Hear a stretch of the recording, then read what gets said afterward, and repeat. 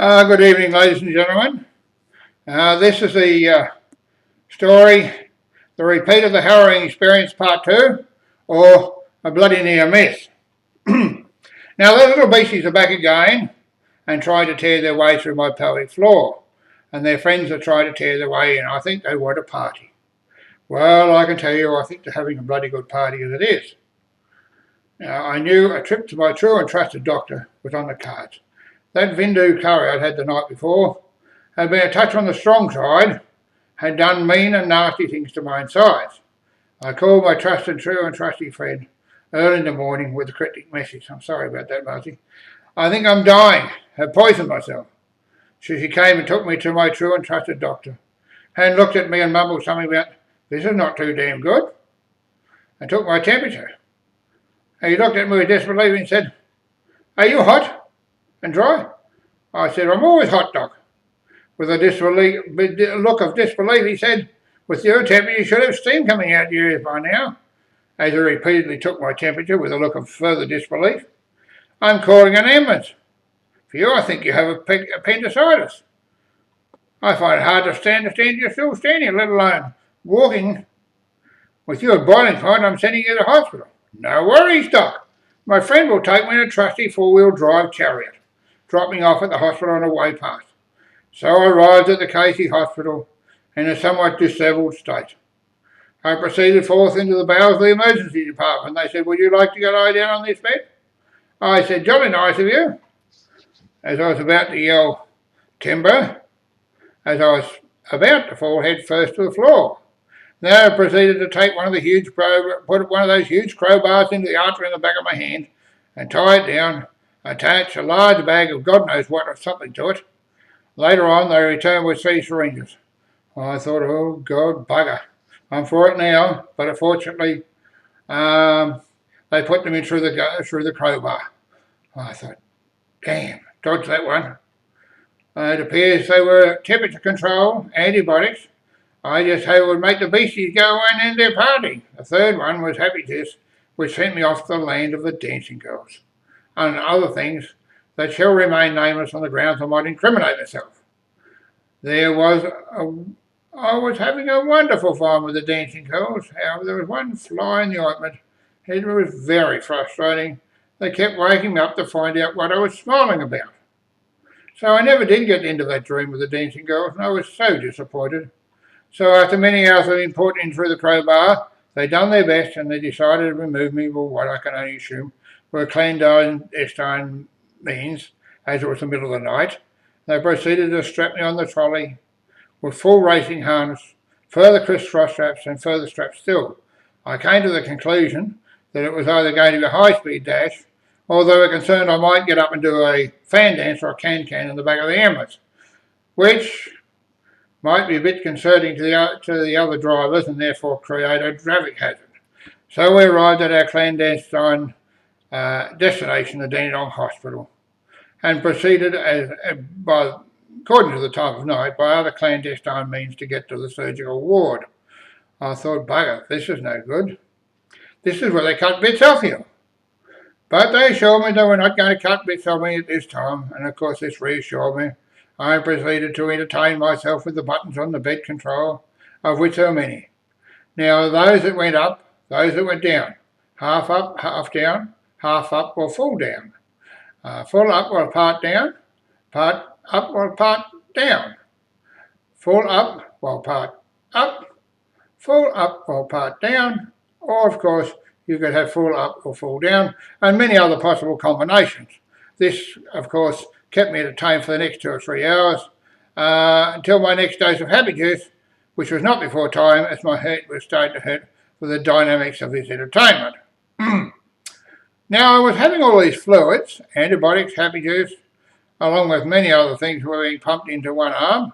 Another team of busy bees were trying to extract it again through the other arm to the purposes of escapes me.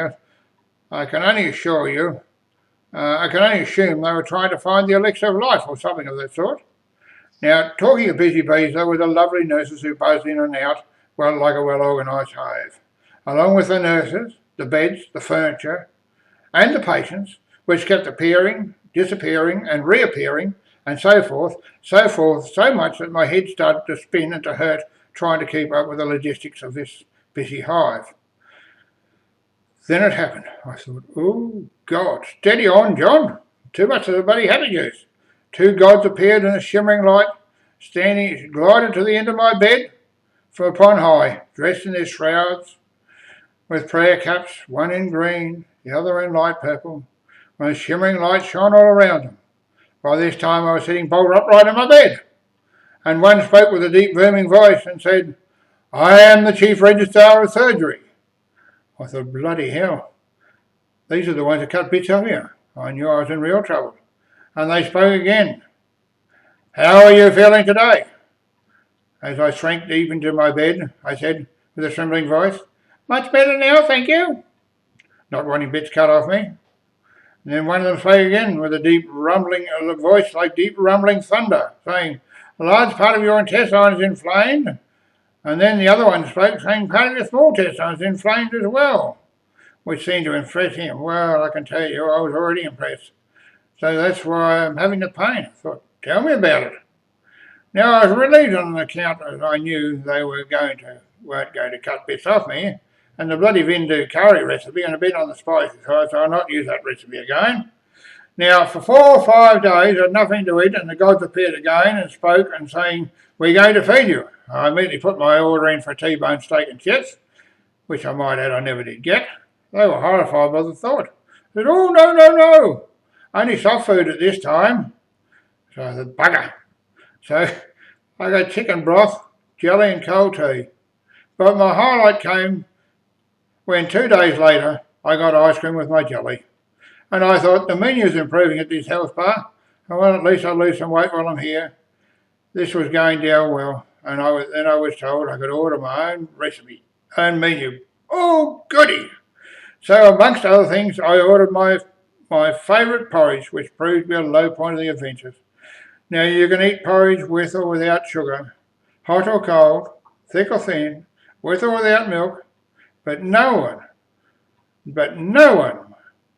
only someone with a refined sense of self-torture would eat it with salt, without salt.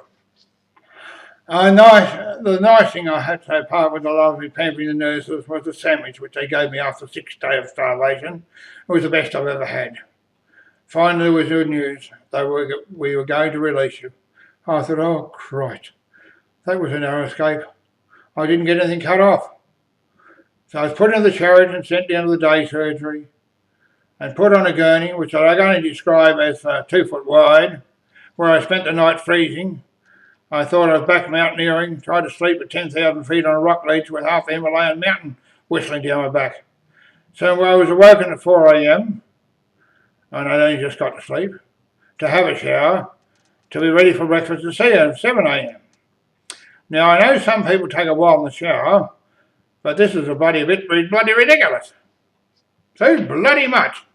So finally, at 8 a.m, I was loaded in the chariot and moved to the transit lounge where I alighted and with others drank coffee, played with pens and pencils and magazines and cracked jokes, waiting 3 hours for the doctor to sign the release.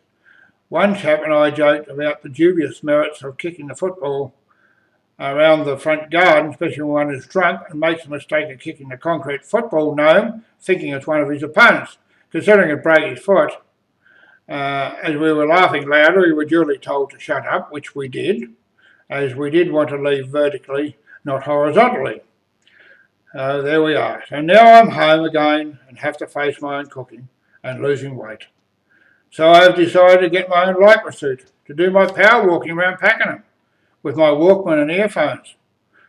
I decided to get on stripes instead of bands, and green and gold instead of red and gold. A better look, I think.